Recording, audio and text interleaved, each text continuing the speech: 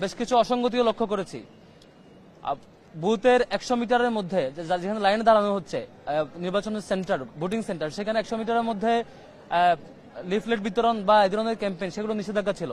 আমরা দেখছি ছাত্র দলের দিক থেকে একদম লাইনে এসে এসে ক্যাম্পেইন করা, লিফলেট দেওয়া, বিভিন্ন কাগজ দেওয়া, এই ধরনের অব্যাহতভাবে প্রত্যেকটা সেন্টারে ঘটেছে। আমরা কনসার্ন জানানোর পরও সেটা এখনো থামানো হয় নাই।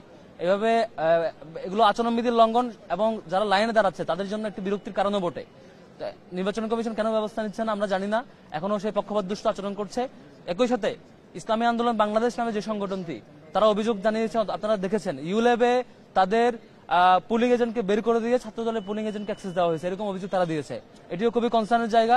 এই ধরনের আচরণগুলো খুবই পক্ষপাতদুষ্ট আচরণ এবং প্রশাসন রীতিমতো আগের মতোই এখন পর্যন্ত এসব ব্যাপারে নীরব থাকছে। ছাত্র দলের ব্যাপারে কনসার্ন জানানোর পরও ইমিডিয়েট যে অ্যাকশন নেওয়ার কথা ছিল সেটি না নিয়ে এখনো নীরব ভূমিকা খুবই দুঃখজনক। এরপর আমরা ঢাকা বিশ্ববিদ্যালয়ের শিক্ষার্থীদেরকে অনুরোধ করব, এই ডাকসু নির্বাচন আপনাদের জন্য, সকল শিক্ষার্থীর জন্য, যে শিক্ষার্থীরা নিজেদের মতামত ব্যক্ত করতে আসবে। আপনারা যারা হলে আছেন কিংবা যারা অনাবাসিক জায়গায় যার যার বাসায় আছেন, প্রত্যেকে অবশ্যই আসবেন এবং ভোট সেন্টারে এসে আপনার মতামত দিবেন, পছন্দের প্রার্থীকে ভোট দিবেন। এই ডাকসু নির্বাচনে আমরা যেমন করে পরিবেশ দেখাবো, যে অন্যায়ের বিরুদ্ধে প্রতিরোধ গড়ে তুলে আমাদের মতামত ব্যক্ত করার প্র্যাকটিসটা দেখাবো, বাংলাদেশ সে পথে এগাবে। আমরা যদি ভালোভাবে দেখাতে পারি যে গণতান্ত্রিক প্র্যাকটিসটা ঠিকভাবে করা যায়, আমরা যদি দেখাতে পারি যে কোনো অপশক্তি অপতৎপরতাকে রোধ করা যায়, আমরা যদি দেখাতে পারি আমাদের স্বাধীন মতামত ব্যক্ত করে পছন্দের প্রার্থীকে জিতিয়ে নিয়ে আসা যায়, আমরা যদি দেখাতে পারি আমাদের যে প্ল্যানে থাকুক না কেন, যে চক্রে যে প্ল্যানে থাকুক না কেন, আমরা শিক্ষার্থীরা যার যার জায়গা থেকে যার যার অধিকার তো প্র্যাকটিস করবে, অন্য কেউ এখানে বাজে প্র্যাকটিস করতে পারবে না, সেটুকু দেখাতে পারলে তবেই বাংলাদেশ সে পথে আগাবে। আগামী পথ চলায় বাংলাদেশ যত গুরুত্বপূর্ণ ইভেন্ট আসবে প্রত্যেকটা ইভেন্টেই সেভাবে আগাবে বলে আমি প্রত্যাশা করছি। শিক্ষার্থীদের অনুরোধ করবো বাংলাদেশকে পথ দেখাতে, বাংলাদেশের আগামীর যাত্রাকে পথ দেখাতে প্রত্যেকে ডাকসু নির্বাচনে আসবেন, অংশগ্রহণ করবেন, শিক্ষার্থীরা ভোট দিবেন এবং ভোট দিয়ে আমাদের ডাকসুর যে সত্যিকারের যে প্রত্যাশা আমাদের এবং সকলের মতামতের ভিত্তিতে প্রতিনিধি নির্বাচন করা সেটি করবেন। ফলে আমরা যদি সবাই মিলে অংশগ্রহণ করি, সবাই মিলে আসি, যারা অন্যায় করতে চায়, যারা অপতৎপরতা চালাতে চায়, যারা প্রশাসনকে ব্যবহার করে, তাদের দলীয় লোকজনকে ব্যবহার করে অন্য প্র্যাকটিস করতে চায়, তারা নিশ্চয়ই ব্যর্থ হবে। আপনারা বলছেন যে আচরণবিধি লঙ্ঘনের একটা কথা বলছেন, আপনারা প্রশাসনকে জানিয়েছেন কিনা বা প্রশাসন কি বললো? আমরা বারবার জানিয়েছি, এখনো ব্যবস্থা নেয় নাই।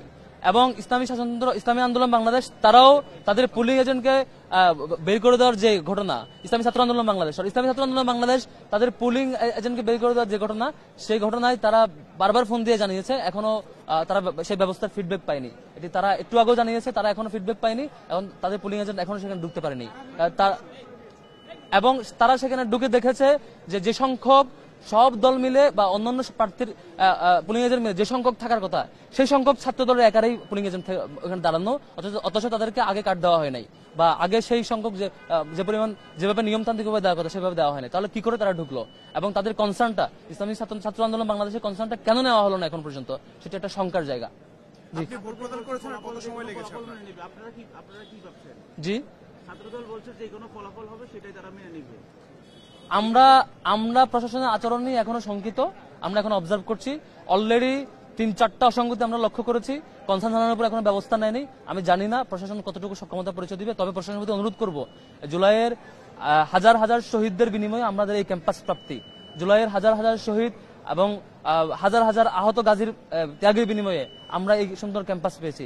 এই গণতান্ত্রিক প্র্যাকটিস করার যে সুযোগ, যে অবারিত সুযোগ আমরা পেয়েছি, শিক্ষার্থীদের প্রত্যাশার যে সুযোগ, এই সুযোগটা আপনারা নষ্ট করবেন না। আপনারা আপনাদের শিক্ষক হিসাবে যে দায়িত্ব পালন করার কথা, সবার জন্য যেই দায়িত্ব অনুভূতি নিয়ে কাজ করবার কথা, সেটি করবেন বলে আমি আশা রাখছি।